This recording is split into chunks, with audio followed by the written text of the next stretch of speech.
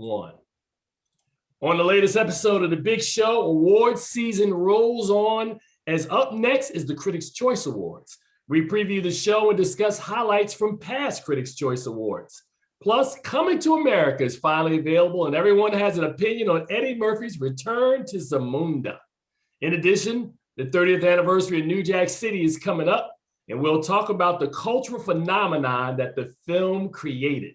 We'll have all that and more on episode 445 of Keeping It Real with FilmGordon. Let's go. All right, and welcome to the latest episode of Keeping It Real with FilmGordon. I am Tim Gordon, joined by Charles Kirkland Jr. Charles, how are you? I'm all right. And of course, from blackfilmandtv.com, it is our guy, Wilson Morales. Wilson, welcome back to the show, sir. Good to be on. Nice. I like the whole, I like your whole presentation, Wilson. You know, the curtains, the jawline, everything is tight, man. It looks really nice. I apologize. I'm in a hoodie today. Normally I have my collar on looking professional, but you'll understand. Yeah, we understand, man. Just tell folks you have no heat. That's funny, man. That is wow. Wilson Morales taking shots. I like it. Yeah, let's go. So Wilson, man, here we are, man, on Critics' Choice weekend. And normally, as members of the Critics' Choice Association, we would be in Los Angeles today if this was a normal year, getting ready for the show tomorrow. This is the first one you've missed probably ever. Am I correct? Since you've been a member? No, I would say ever. Since I've been a member. Well, no, because in the beginning I didn't travel. You know, usually the Critics' Choices are in January. You know, they usually had them on a Friday, I believe, and it was always tough trying to get out of work. You know, and in the last 15 years I've gone. You know, out of the 26 years now, I've been there 16, 17 years. So, but this is the first time in a long time that I've not been there. So it feels weird not to be there. Well, this is my first time since 2013. I'm not in the space, man. So you're right. It does feel very weird. Let's talk a little bit about, we're going to go over the nominees, but you have been there, as you said, that many times. I haven't been there as often as you. It's a fun event, man. It's, if you don't go to the Oscars, you don't go to the Golden Globes, this is probably the third largest show, I think. Am I correct, Wilson, when I say CCA is probably the third largest of the award shows? Well, in terms of ratings, it's bigger than SAG and it's bigger than PGA. I'm talking about for us. If you're not Oscar and you're not Golden Globe, our show to me is probably number 3. It's the one. Yeah, I have a lot of fun of it because obviously, if I was getting a ticket to the Golden Globe or the Oscars, I'd be sitting in the rafters. Whereas with the Critics' Choice, I'm sitting amongst them. So that's always a good feeling. And even if I'm not sitting at a table with a cast, I'm within proximity to say hello, have a conversation, and so forth. Where it's not about the work, it's the work, but not like particularly like, why did you do this movie? It's like, no, it's more like, hey, you having a good time and stuff like that. It's funny. I remember being there last year, and I want to say Ruthie Carter was up for Black Panther. No, it wasn't Black Panther. It was up for Dolomite. And, I remember you and I talked to her before the show, and I was like, hey, and so you see certain people year in and year out or every other year, and it's a wonderful, fun experience to be at that show, man. As you said, it's not necessarily about the work. You're giving people kudos. You're getting a chance to say hi to people sometimes that we've interviewed during the year that you see back at the show again. Wilson, of course, has become a master of this. At the show with his camera, shooting shots of everybody. So it's a lot of fun. And then the other piece, Wilson, is that it's a chance for a lot of us who, like this year, we've been spending all the Zoom time, but it's a chance to be in the same room, man, with your colleagues and your peers. And, we have fun. We interact across the weekend, culminating in the show on Sunday. So, it's kind of bittersweet. This whole weekend's been bittersweet, man. It's All-Star weekend. The All-Star game doesn't feel the same. The Critics' Choice Association and our awards don't feel the same. It just doesn't feel the same. So, Wilson, I'll let you elaborate a little more. Was Wilson getting ready to wipe a tear? Were you getting ready to wipe a tear away? No, I'm like, there are no tears in this brain. Now, what I was going to say is, like you said before, it's not the same when you're not there. And, the Critics' Choice is like the grand poobah where all the folks who know each other can see each other actually outside of like conventions or festivals. Right. We're all dressed to the nines, or, as guys, we got the black and white tux, females, they're dressed up, so it's a good evening where, people can talk. And obviously we all have our choices as far as what we think should win. And then there are surprises, and the awards used to be the same day as the nominations, right? And now it's either before it, which is always interesting, which is what happens this year. The award show will be a couple of days this year. Actually, the award show is days before the ballot is due, right? The Oscar ballot for the nominations. So this is this whole film year has been, I wouldn't say chaotic, but topsy-turvy at best. Chaotic was the right word the first time. You had it right. So it'll be interesting to see how these things play out. We still don't know how it's going to turn out on TV, but hopefully, the people that work behind it, and we know the colleagues, will do a good job. All right, so let's talk about the Best Picture race. And you and I have had conversations of the lobbying that has gone on behind the scenes. Right now, the odds on picture that is that everybody is predicting will win is Nomad Land at 6-1 odds, followed by The Trial of Chicago 7, Minari, Promising Young Woman, One Night in Miami, Mank, Ma Rainey's Black Bottom, etc. What are you feeling that's going to pull us out on Sunday, man, for Best Picture? I think it's a toss up between Nomad Land and One Night and The Trial of Chicago 7. I think Chloe Zhao, the director of Nomad Land, looks as a heavyweight to win director. And if you're going to give her a director, you might as well give her a film. Yep. But people, stranger things have happened.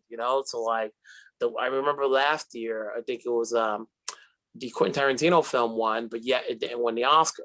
So, we don't know. And, our awards are usually different from the Golden Globes. Some are the same. I think Chadwick Boseman will win his. But there could be a situation where, in terms of the film, Minari comes up and surprises people.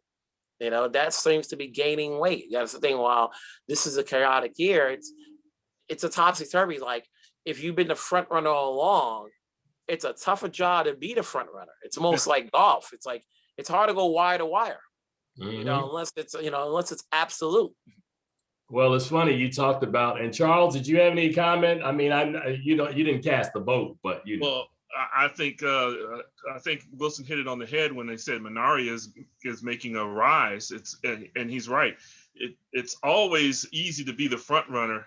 I mean, it's always hard to be the front runner and easy to be the one nipping at their heels. Nomad Land should win, but I wouldn't be surprised if Minari or The Trial of Chicago 7 comes up and surprises.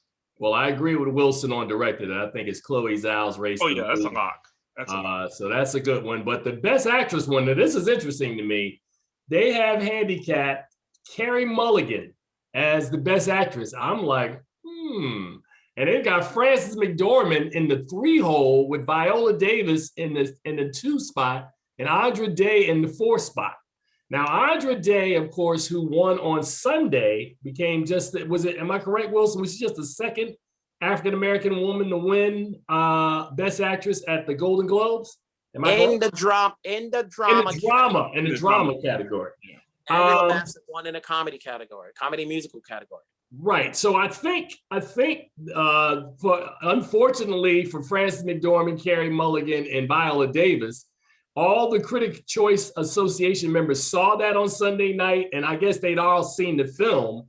But, she had 4 or 5 days that people could really think about that.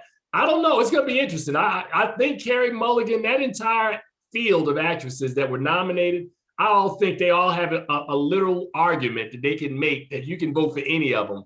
Andra Day just feels like with the Oscar voting starting and what happened at the Golden Globes, and our awards will also be a precursor. Wilson, tell me, man, does she have a real shot, or do you feel like Frances McDormand, who was the lead actress early in the year, or the front runner early? You just said it's hard to go wire to wire, man. You talking about a volatile race. This is the one. The fact that Frances has 2 Oscars already, this will be her 3rd, which will put her in the same league as Katharine Hepburn. It's a tough task. And not that I don't think a lot of people think of it like that, but they'll think that she just won within the last 5 years.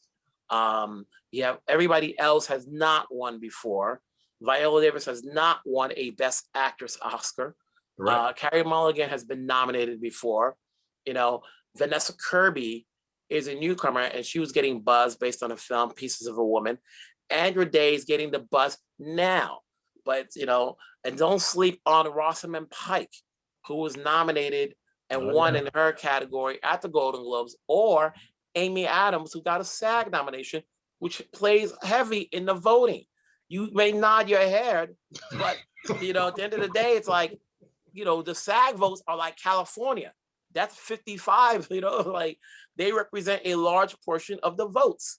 So you may be nodding your head. You may think about like, let's just do a correction real quick. You said that Frances McDormand has 2, and if she wins one more, it would put her in Katharine Hepburn. She'd have to win 2 more because Katharine Hepburn is the only actress that won 4. Yeah, but no, I don't think there's anybody else that's one of 3. 5. Or she'd be now one of 6 because there's only 5 people that have ever won 3. So but 3 Best Actress awards. Oh no, well, I was talking about 4 total Oscars, but yeah, but in terms of like 3 Best Actress. I got you. I love how Wilson did the clap back. 3 Best Actresses. Right, I'm like, you got 3 Jokers. I know what I'm talking about. No, man, I just want to make sure because I'm glad you put that clarification in it because I know that there are people who will hit us up. So you've clarified it. So that's a good point. Go ahead, Wilson. And I was gonna say you can walk in there like, oh yeah, I got 4 aces, yeah, but I got 2 jokers. And you know which one wins.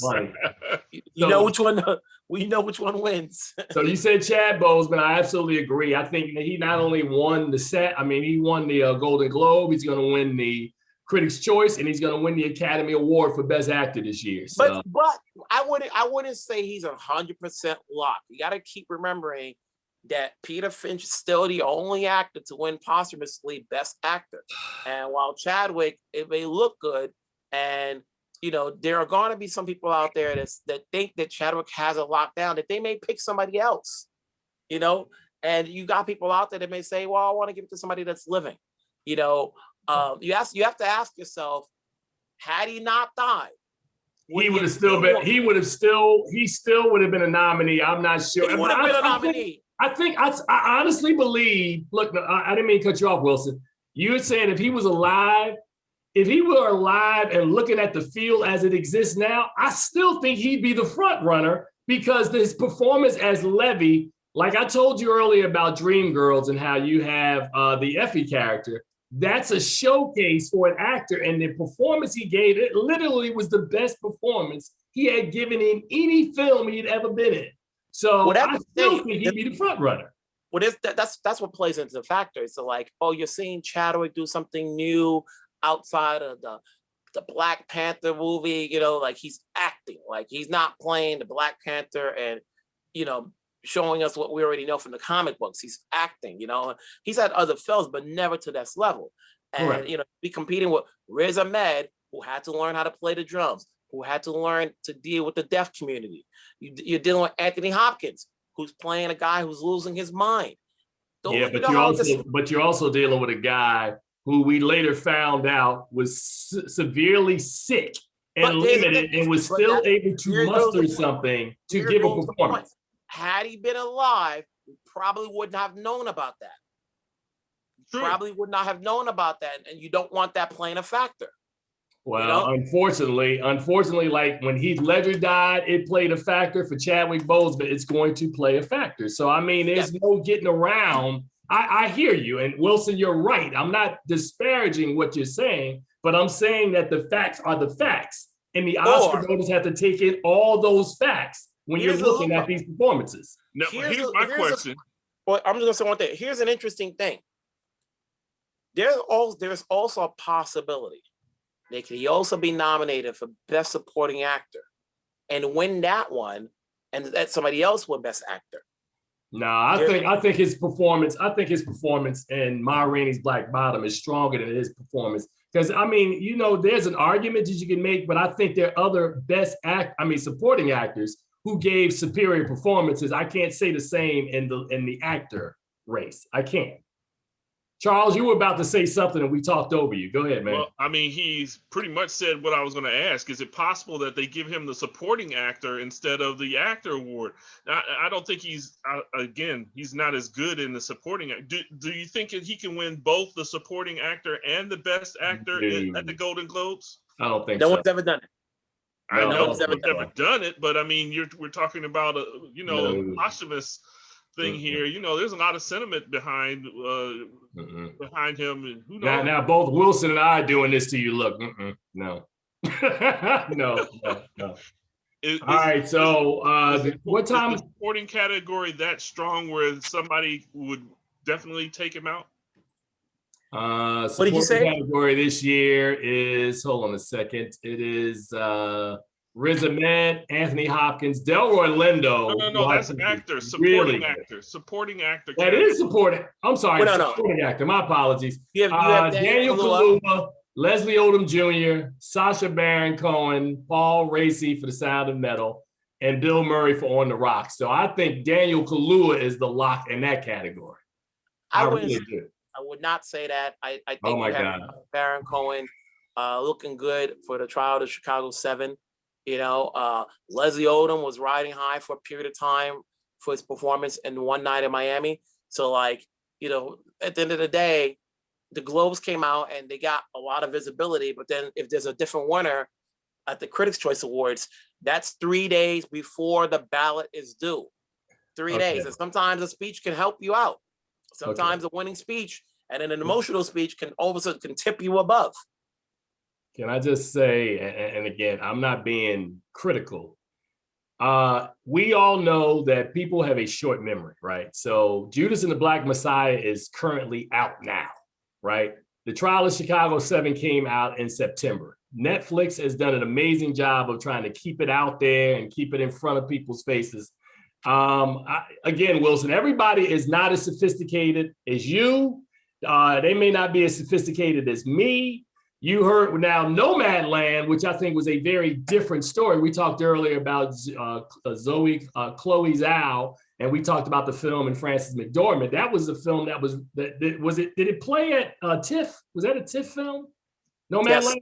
Yeah. Okay. Yes, it was. So, and I saw it in October. So by the time Nomad Land finally was released, like 4 months later, they had been talking about Nomad Land, seeing it. The Trial of the Chicago 7, which is a film that I know you're really high on, I didn't get the sense that everybody was as high on the film as you are. So that film has a much more uphill battle of trying to maintain kind of like, you know, a win, place, or show sort of a mentality. I think it will finish in the top 3 in almost everybody's vote, but will it finish number 1 in enough people's vote in order to tip it over the top and take Nomad Land out?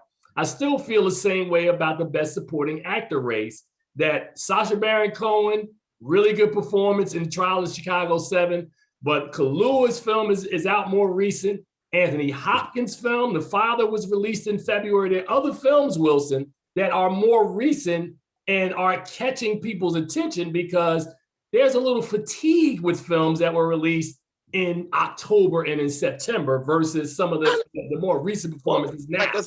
Like I said, you know, like look at a film like Mank, which has not been talked about, but leads to nominations with a lot, you know, so that just tells you, you know, that for a film that's not getting really that much buzz, people have still watched it. And we're not talking to all the voters, you know, and Mank is being talked about. It was before it was shown, it was a heavy favorite, you know, David Fincher, you know, it's a Hollywood story. You know, we don't know what's going to play out. And even with the films that are out now, the question is, it's being talked about, but are people watching it? You know, that's the question. Doesn't mean, you know, you can talk about a movie, but are people watching him? You know, and at the end of the day, it's like, you know, you can probably see Judas being talked about in your community, but not everywhere else. I've talked to other voters, older voters. They have a quite different opinions to what's out there. You know, they've seen Mank, you know, they've seen films that appeal to them, you know, whether it's Mank, you know, whether it's Hillbilly Elegy. And the reason I say Hillbilly Elegy is that critically speaking, it didn't favor it well. But just like Green Book, there are people out there that do not read Rotten Tomatoes, do not go on social media. But if you have your choice, oh, here's a movie or directed by Ron Howard, starring Amy Adams, starring Glenn Close, I'm going to check it out. You know, just like Green Book, they did not read all that stuff that was going on, and yet it wins Best Picture. You know, so it's weird about, you know, I don't think there's, you know, you could say Chadwick is the clear front runner, but I wouldn't put 100% of it on there.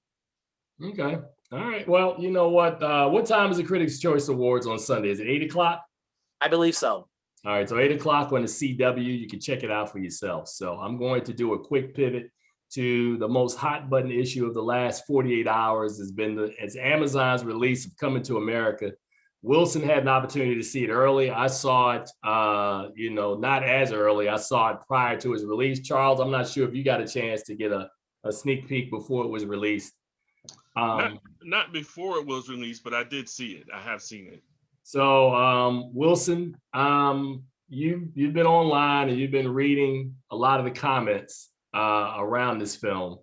I know I gave it a C+, and people came for me last night as if I was like a film novice and I didn't know what I was talking about. So I said, okay, well, fine. You're entitled to your opinion, but you're not entitled to your facts on this movie. Wilson, I'll let you start, man. Coming to America, man. I think it's the best film so far that we've seen throughout the year. I think what Eddie Murphy has done. What? I'm only kidding. I'm kidding, folks. Did you wait a minute? Stop. Let me. Did you say it's the best film that he saw this year? This year? This is that I was trying to be comedic, which is what this film is not. Oh! You saw my face. I was like, wait, what? I'm done. Go ahead, Wilson. Go ahead. No, okay. In the diplomatic approach, seriously speaking, you know, coming into the movie, you know, we expected a lot. You know, it's been 33 years. The fact that they got 99% of the cast back, with the exception of Madge Sinclair, who has passed away, you know, I'm like, okay, the whole gang's back. But then I started to worry when they started adding in other players, you know, other cast members. And I'm like, unless the script is being written by John Sayles, who can write a script for everybody and make their mark and get out, I'm like, I don't know how this is going to play out. They should have hired the Russo brothers, man. If you want to have, you know, it's like, if you're gonna have this, remember, I go, keep the main cast intact and let everybody make cameos or whatever. But the overall feeling was that the film was not funny. You know, nostalgic speaking, it's nice, it's serviceable. I guess maybe when you're watching at home, you can watch it 2 or 3 times. You'll appreciate it down the road. But if I was paying for the movie theaters, I'm just like, what happened? You know, he brought back the original writers of the first film 33 years later. I don't know, you know, I did not look at their background to see if these guys have been working throughout this whole time, or as opposed to like, yo, dust off the, you know, pull the dust off the pen, let's get back cracking. I'm like, do they know what works now? And then you brought in Kenya Barris to punch it up a bit, you know, and still, you know, I had a conversation with Arsenio Hall, and he said that my question to him was, how long have you been talking about it? He said, well, Eddie Murphy kept getting drafts, and he said he wouldn't let me see it until he thought the right one was correct. And that's what he did. He said, Arsenio, I think this is the one you should read. And I'm sure they probably did some tweaks into it, but this is what we got. And I'm like, should have gone back to the board. You know, that's the tough thing. When you think about Bad Boys and how long it took to get that film back together again, you know, unless you're doing a film within 5-year period where everything is still hot, once you've gone 10 years, 20 years. You know, now it's all about like, I'm not coming back for nothing. You know, the first movie is such a classic. Why am I going to ruin it? We can go back and talk about other films, whether they're remakes, reboots, you know, the stories you hear about, I'm not going to come back unless the script is right. You know, it's tough. Well, it's tough. Wilson is a diplomat. You know, I'm gonna call you the cinematic ambassador, because I don't know of a diplomat better than you, man, when it comes to explaining something bad. So I will just say this, man. I agree with the lion's share of what you said. I think that there's a point in this in the development of this screenplay that when you get to a certain amount of time, it's better to just leave it alone and have people just wanting and have them rewatch the original and just leave it at that, because it's hard to recreate that magic. And watching the sequel, you now can appreciate how funny Eddie Murphy really is. And what I mean by that is, if you think about the original Coming to America from 1988, it's literally him and Arsenio Hall and this cavalcade of characters that they create, right? Along with all these other smaller roles by James Earl Jones and Mad Sinclair, John Amos, Sharon Headley. All of these are kind of people all supporting Eddie Murphy and predominantly Arsenio Hall, because between the two of them, they played, let's see, Eddie played the barber, the Jewish dude, himself, Randy Watson. So he played those four, right? So Arsenio plays the barber. Who else? He he doubled as a woman. He played a woman in the drag, yeah. What else did Arsenio play in there? Did he play the preacher? He played the preacher. So between Eddie and Arsenio in the original Coming to America, they played 8 characters by themselves, those two people, right? And then there was everybody else. So you're right, Wilson, when he said that when they started adding in Tracy Morgan and Leslie Jones and this one and that one, I just had so many problems with this screenplay. And it brought me back to the report that came out this week that Ryan Coogler had approached Eddie Murphy probably about 5 or 6 years ago with the draft, where he wanted to kind of do with Coming to America what he did with Rocky, where he would take the story, you know, kind of put an alternate spin on it, but also include Eddie Murphy, much like, you know, Sylvester Stallone is still included in Rocky. And I'm saying to myself that when I kept watching the film, I'm like, Eddie, you should have let him do it, man. You would have maintained creative control. Ryan Coogler would have wrote it. You should have did it. Because I believe, Wilson, in that kind of that scenario, or Charles, in that scenario, I think we're having a very different conversation about how Ryan Coogler has brought back the Coming to America franchise. And now we can see whatever it would be, like using the example he did in Creed.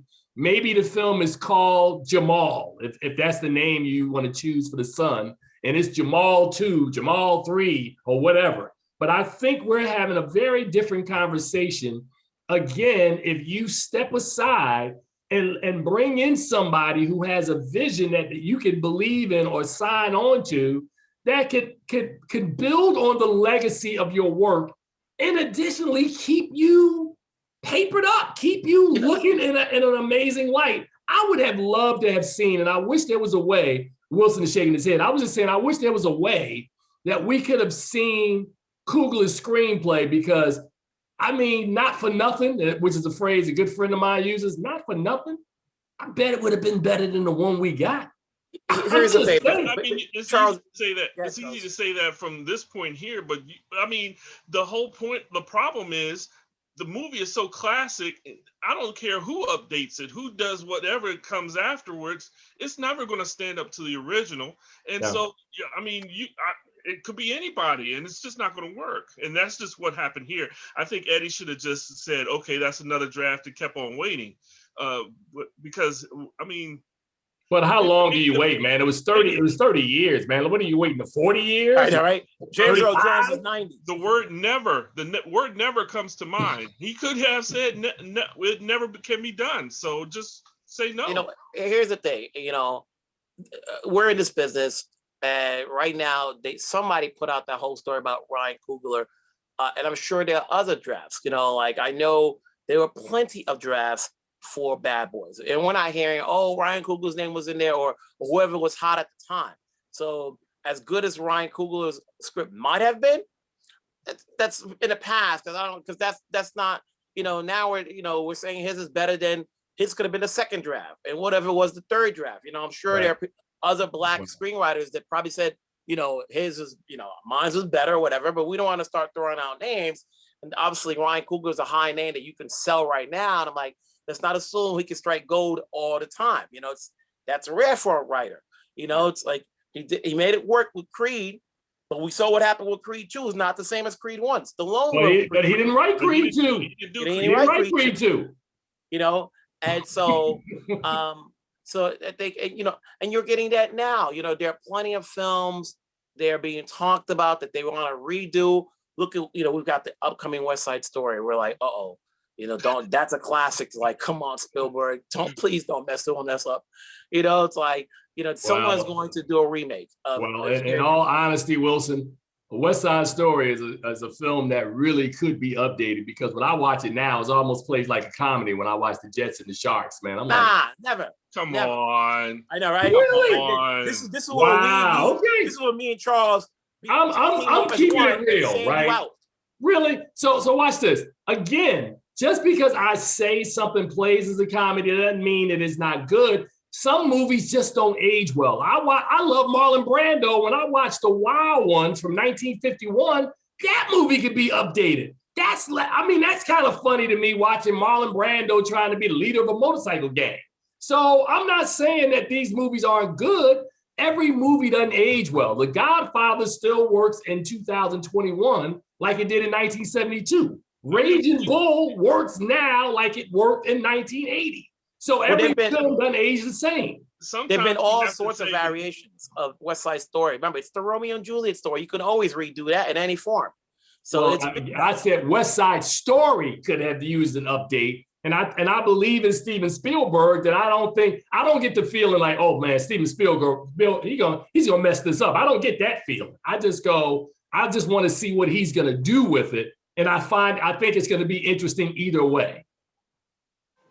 All right, so the silence there. I'm gonna do another pivot because I caught you guys in a moment.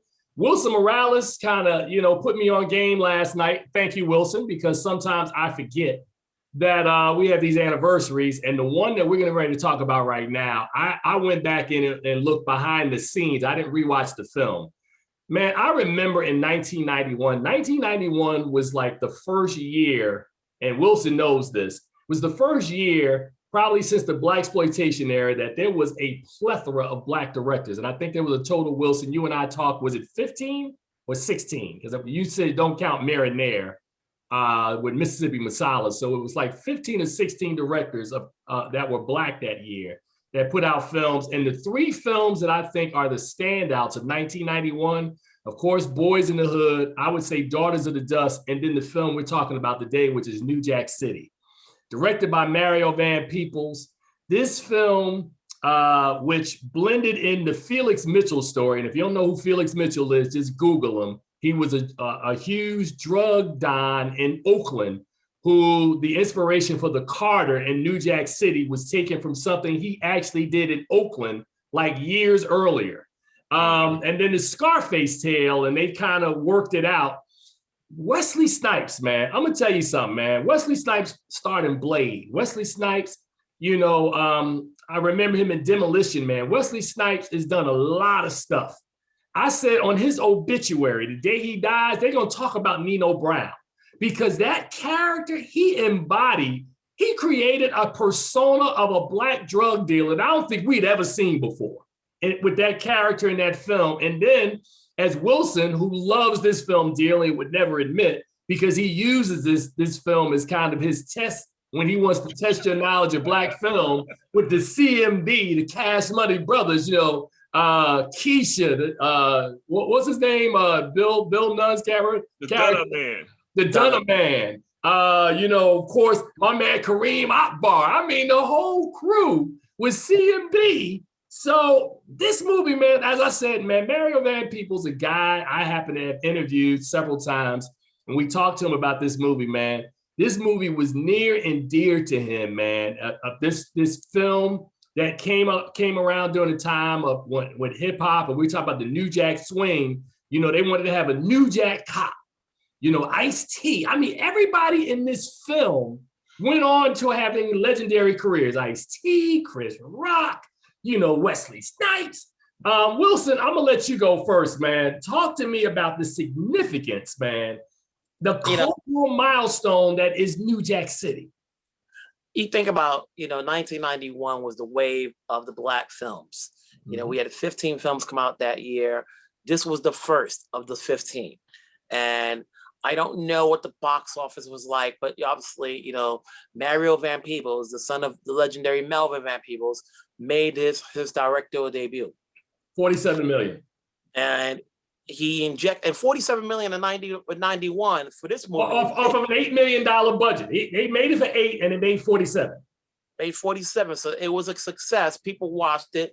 And, he definitely wanted to speak about the drugs that were in the community. And I don't think you had a film to speak on that level. You had drugs and films from the exploitation days, but not one that spoke to the community and like what it does to the community. And the gangs that are giving those drugs. And so he recently said about when he brought in Ice-T and Wesley Snipes, he reversed it, where Wesley Snipes will be the gang leader and Ice-T, coming up from the rap world, plays the cop long before he got into Law and Order. And then he said he wanted a mixed crowd, and which is why you had, as he says it, an Asian and Russell Wong played a cop.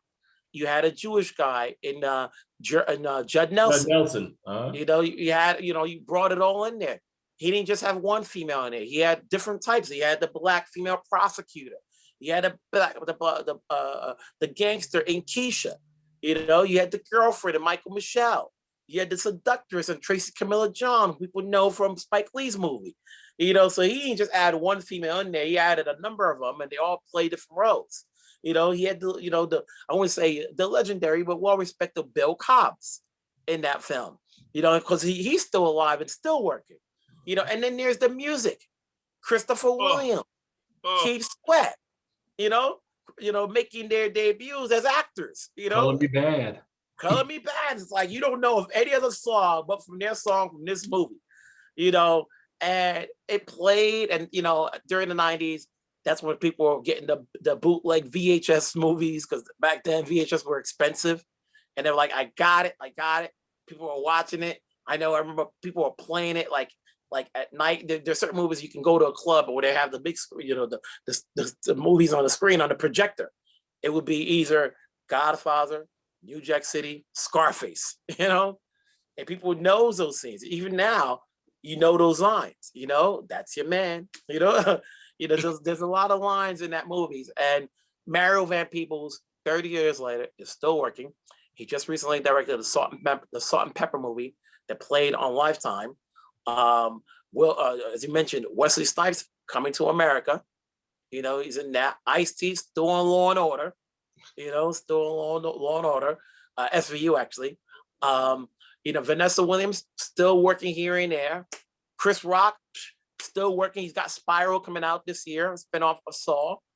You can go back and be like, oh, people are still working. It's not that easy to stay in this business and still be relevant, and these guys are still doing it. All right, Charles, before we get your comment, let me just read you this. Somebody once wrote, and I think it was Roger Ebert who wrote this. Truffaut once said it's impossible to make an anti-war movie because the war sequences would inevitably be exciting and get the audience involved in one side or the other. It's almost as difficult to make an anti-drug movie since the lifestyle and money of the drug dealers look fun, at least until they're killed. This movie pulls off that tricky achievement. Nino, who looks at the dead body of Scarface and laughs, does not get the last laugh. This movie, Charles, co-written by, I just had it here a couple of seconds ago. It was Thomas Lee Wright and Barry Michael Cooper. 30 years later, man, you talking about a movie. We just talked about Coming to America a couple of minutes ago, the original, which is a film that is a landmark film in the Black community. I mean, I can't speak for all community. I know Black people love Coming to America. Black people equally love New Jack City. And if Boys in the Hood is probably the crown jewel of the 91 class, New Jack City is the cultural soul of 91.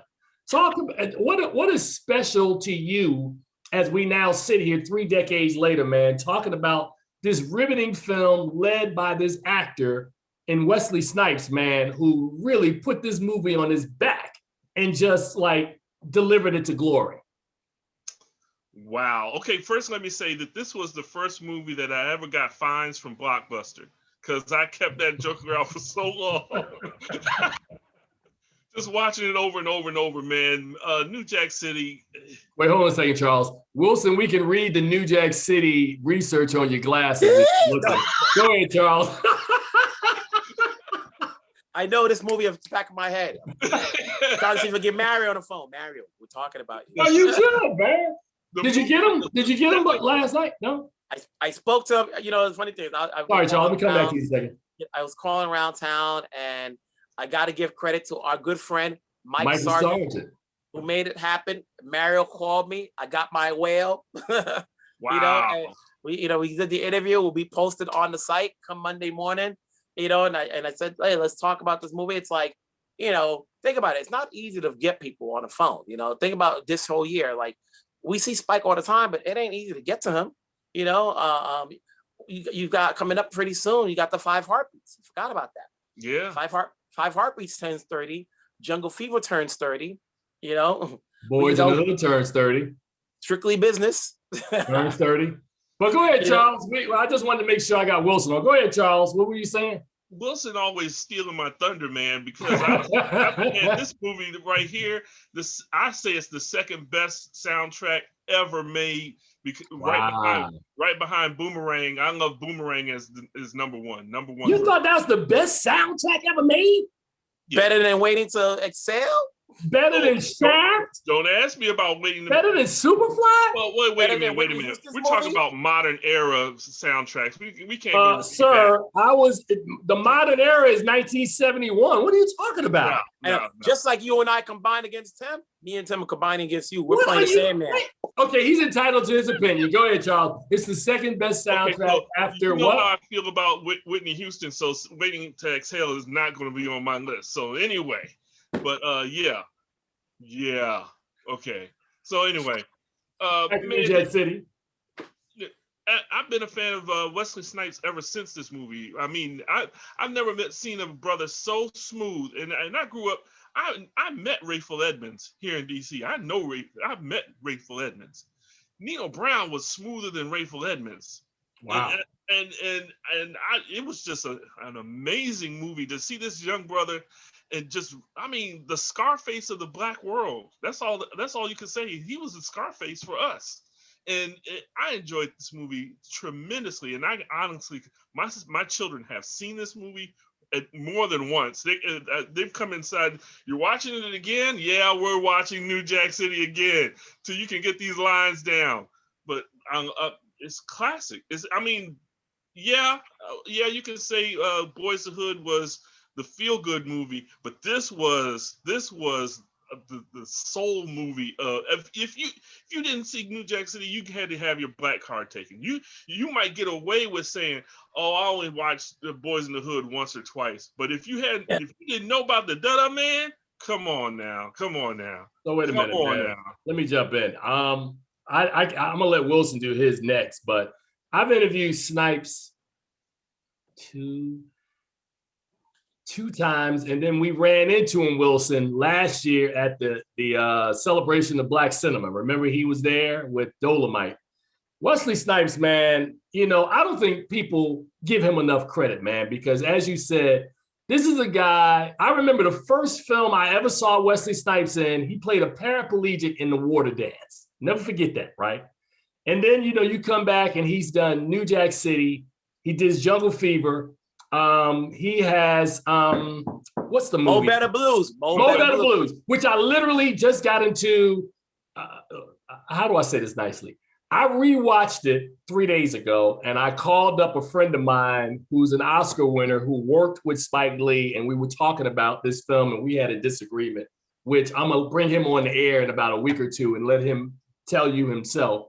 But I had to apologize to Spike Lee because I saw that movie when I was in my late 20s, and now 30 years later, it plays differently for me. So I think Mo Better Blues is a much better movie than I gave it credit for when I reviewed it originally, right? And Wesley Snipes in this film is Shadow Henderson. What I did not capture, Wilson, and I would challenge you to watch it again as well. What I didn't capture was this feeling of brotherhood between these musicians, right? So as narcissistic and as stubborn and pig-headed as Denzel Washington's Bleak Gilliam is early on in the film, and even after him and Shadow, played by Snipes, get into it later in the film, who's the first person that comes to Bleak's aid when he's laying bloody with his horn in his chest and his mouth cut open? But Shadow Henderson is Wesley Snipes. My friend is out here in the alley with his mouth busted. We canceling this show. Who is it that brings Bleak back to play after he's been gone a year? And he now is fronting his own band. It's Shadow Henderson, played by Wesley Snipes. So there's a lot of empathy. There's a lot of brotherhood in the story. For those out there listening, including my friend who I argued with about this film the other day, we can argue about the last 20 minutes and was it needed or not and when the film should have stopped. But up until that point, I think Mo Better Blues is probably one of the best films that shows the jazz experience in America. And that's counting movies more recent like Sylvie's Love. That's counting movies like Bird. That's counting a bunch of movies that have shown us jazz on the screen. Paris Blues in '61 with Newman and Portier. Mo Better Blues is really well scripted and well done. And Spike Lee, if you're watching, I apologize. I was critical about this film 30 years ago. I think it's a really decent film, and it's on Amazon Prime right now, so you should check it out. So Wilson Morales, how many times have you sat down with Mr. Snipes over the years doing interviews? And because I know you talked to him as well during the celebration of Black cinema. Not as much as you have, because he hasn't really made a lot of films, where they've had big junkets. I know he did interviews for Coming to America. I didn't get to talk to him, and he's done interviews for Cutthroat City, which he had a small role in. Brooklyn's Finest is when I had him as well. But Brooklyn's Finest, I did talk to him then. I met him at Comic-Con, and I remember, he had done something with Antoine Fuqua, and we had a good conversation there. That's the only time I remember having a good conversation. Like, you talk to somebody, and it's not like they're being rushed, and you can have that, like, it's over, and we can banter off the record. That's the kind of conversation I had with Wesley. But yeah, so when you think back to what Wesley represented, like, even to today, you look at Wesley, when you needed a Black guy to be physical, Wesley was the guy. Between Passenger 57, Murder at 1600, good B movies, might I say. Art of War. The Art of War. You'd say, hey, you know what? White Men Can't Jump. Don't forget that one. White Men Can't Jump. Money Train. When you need a guy to run, to fight, to punch. Denzel's doing that now, but Wesley gave you believability. You know what I'm saying? But what about Quiet Wesley when he went uncredited and Waiting to Exhale? I thought that wasn't a huge role. Or Down in the Delta. It was a significant role. Down in the Delta. Down in the Delta, yeah. Wesley is a hell of an actor. And nobody said Blade yet. Blade was just at the beginning. Blade was like the game over. The first two Blades, the third one was like, all right, now you're just doing the first two Blades, literally, we now talk about the DCEU and the MCU. Blade is a film that literally could have played and have worked inside of one of these universes, or actually the Marvel universe. Yeah, the Marvel. Yeah. So I apologize, Charles. Blade is credited for giving Marvel the idea to keep on going with the MCU, because if it wasn't for the success of Blade, there have been massive failures with Marvel movies before this time. And so Blade was the one that showed it could be profitable. Well, you also had, remember, Marvel at that time was basically giving stock to everybody. You're like, y'all do Blade, y'all do Fantastic Four, y'all do the Hulk. Spider-Man, you do, right. They were just giving it. And then what they did was they let everybody's contract expire, bring it all home. Once they did Iron Man, and we're veering off to another subject, but like, yeah, definitely Blade, Wesley is, and even now, you think about, Will Smith doesn't do fight scenes like that. There's no one else. You got an actor here or there, but no one has done it as more as Wesley. Snipes is my age. He's 50. Well, never mind. I'm not that old yet. Snipes is 58, right?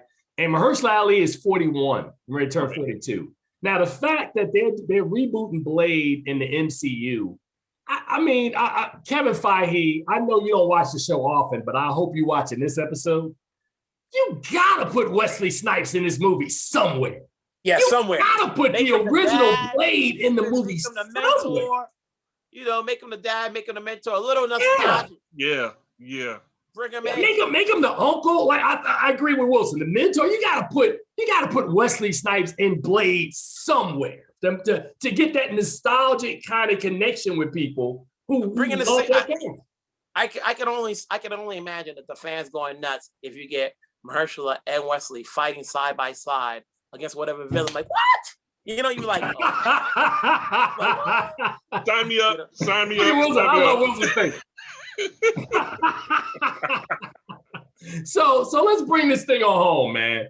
We talking about New Jack City, man, and somebody wrote on my review when I posted about Coming to America that the movie made them smile, which I got, right? Because seeing some situations from 30 years earlier that you were nostalgic about, of course it made you smile. It made me smile. I've watched this movie 3 times. Now, the only reason I've watched it 3 times is because of the nostalgia of it all. Because every time I watch it, every time I keep looking over these scenes, I go, this scene is stupid. This scene doesn't make any sense. Why is this? Why did they do that? But you watch it because, watch this, spoiler alert. If you watch it through the film, one of my favorite songs in the film is "You's a Queen." And when I saw John Legend sing it, I was like, so I've been listening to that song all weekend long.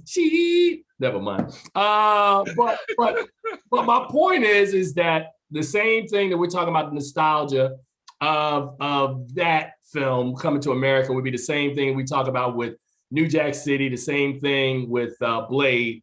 But back to New Jack City. I remember, man, that movie in the theaters, and as Wilson correctly said, it was the first movie that year that was released. And that movie was huge, man. I mean, there's so many cultural references from Lil Wayne renaming his clique down in Atlanta, the record label, the Cash Money Records, based on the film. Lil Wayne making several albums called The Carter, based on the apartment building that they took over. That scene where they got the shot where Nino Brown has the shotgun to the guy's head and he got him out there butt naked on the sidewalk. I remember watching that movie going, wow, they are doing some real creative stuff in this film. The whole charisma of Snipes. And I think that's what it was more so than anything else about that quote that I read to you about from Roger Ebert earlier, about it looked like they were glamorizing the bejesus out of these guys as they're introducing crack to this neighborhood. But what you find out is there's the rise and the fall. You talked about Bill Cobbs. And again, I'm not spoiling the film. If you haven't watched New Jack City now and it's 30 years old, you're short. There's no spoiler alert. Nino dies at the end. look at Wilson's face. Oh man, New Jack City. I hope you relayed to Mario Van Peebles your thanks for that contribution, and also to tell him that it is something special if your movie still means something significant to people 3 decades after it's come out, man. I mean, that does not happen often. And if you don't believe me, never mind. I started to throw a filmmaker under the bus. that nobody will be remembering your movies in 20 years or 30 years. Stop. No shade. No, No shade. No shade. I love Wilson. I can't name one actor. No. Okay. I'm not a part of this. All right. All right, man. So anybody else have any final words on this film that turns 30 years old on Monday, March the 8th? Like I said, like there was talk that they were going to redo the New Jack City. And I guess next time I'll talk to Mario, I'll ask him if he knew anything about that. Everything old is new again, They already hired somebody to write it. Yeah, it's like maybe next time I speak to him, we'll bring that up to say, hey, it's not that you can probably do it now because there's always the new drug, the new treatment, whatever, but it doesn't have, nothing will have the same effect. No. Back there, you can't replicate the same. It's like we're talking. So you can't make a movie 30 years later and it be good 30 years later? You can't replicate that kind of. Well, think about it. We're talking about Coming to America, and it's not good. So now we're talking. And the good thing about New Jack City is a lot of those people are still working. That they're still actively working, and it's not easy. Especially when we talk about the lack of work that there is for Black talent. These folks still be in the game and still be at the top of their game is a tribute. For a lot of them, New Jack City was their first film.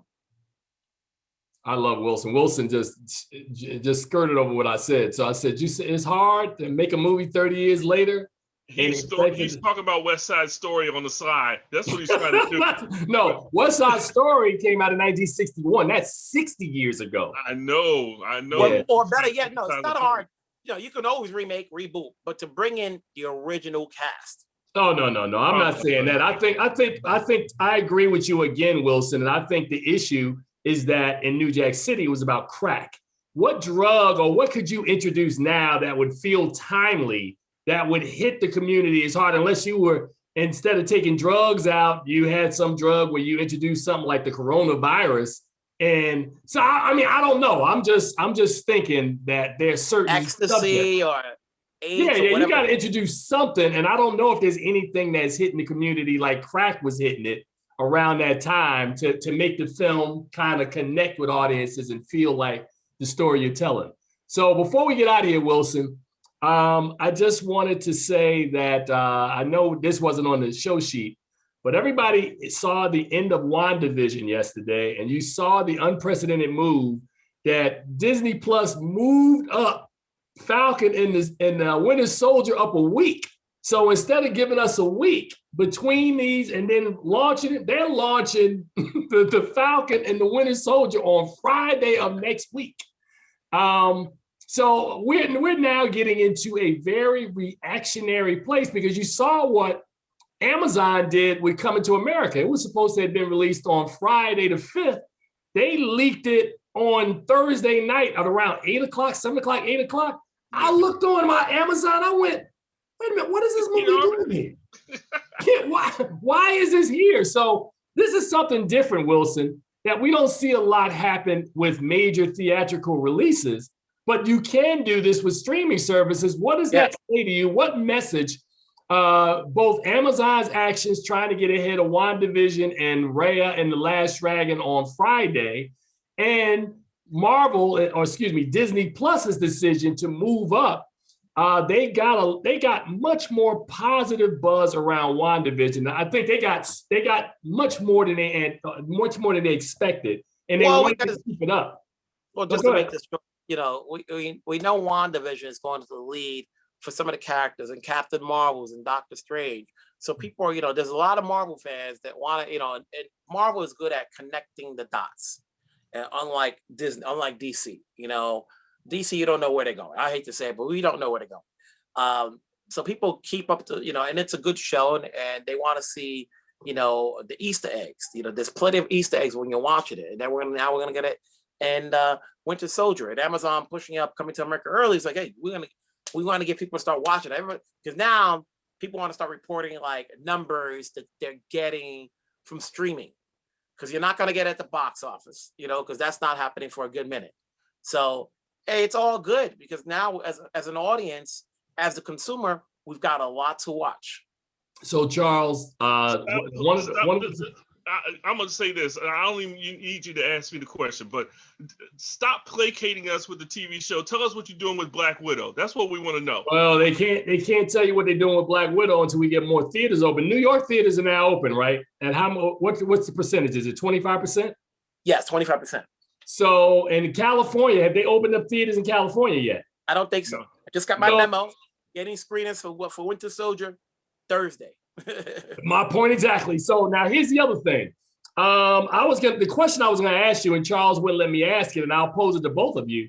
Do you think any of this had anything to do with the fact that HBO Max is gonna be dropping the Zack Snyder 4-hour version of Justice League? No, and I didn't think so either, but I just put it out there as a possibility. Because Kevin Feige has such confidence with what he does. They know, first of all, the original Justice League was not well received. So it ain't like we're going to be watching the Zack Snyder movie and saying we're going to go from a D to an A. Maybe we will, but I'm looking forward to seeing it, but we'll see. You never know. You never know. No, if we do know, because if it was that good, then they would have released it. There's no reason that they would have held on to it. Not at 4 hours, they would not have. Yes, at 4 hours. Even at 4 hours, they would have. Okay, I'll wait for it. What's the last 4-hour mainstream movie you remember watching? Henry V, Titanic. Titanic was not 4 hours long. It was 3 hours. Or Hamilton. Hamilton was not 4 hours long. Hamlet. It was. Hamlet. Kenneth Branagh's Hamlet. Can you give me something in the modern era? Y'all are naming these movies from like 50 years ago. Name me a recent movie that's 4 hours long. And the answer is there are none. There will be blood. Nobody wants a movie 4 hours. There will be blood. It felt like it was 4 hours. All right, gentlemen. So we get ready to get out of here right now. Wilson Morales, I want to thank you. I'm just sorry that we're not doing our customary, because like tonight would have been the night we would get together and do something out at some spot in LA, man, and everybody see each other. Clayton Davis, who's now with Variety, used to organize these parties for us to get together. You didn't get your box? The box that the CCA sent out to the members? No, because CCA has my wrong address. So there's a box that they sent to somebody who's got it, but they didn't send it to me. Yeah, they sent over some wine, some cheese, No. Wilson's being funny because CCA now watch this. Wilson, did you get the letter that they donated money in our name? Did you get that? No. Yeah, I got that one. I was like, yeah, you could have just, never mind. Anyway, we're going to get out of here. And as I tell you guys, oh, by the way, New Jack City, I don't know where you can catch it at right now because I can't find it anywhere. I don't think it's playing on any of the streaming services. The Fire Stick. Wow, Wilson. you can find New Jack City. It's a happy anniversary to that entire crew. Thank you for giving us an enduring classic. Of course, you can catch Coming to America on Amazon Prime, but why would you? Never mind. And last but not least, the Critics' Choice Awards comes on Sunday night at 8 p.m. on the CW. On behalf of Wilson Morales, thank you, sir, and Charles Kirkland, as we tell you guys in closing every week, please see something good at the movies. Until next week, we guys will see you on the other side. Episode 445 is in the books. Bye, brothers.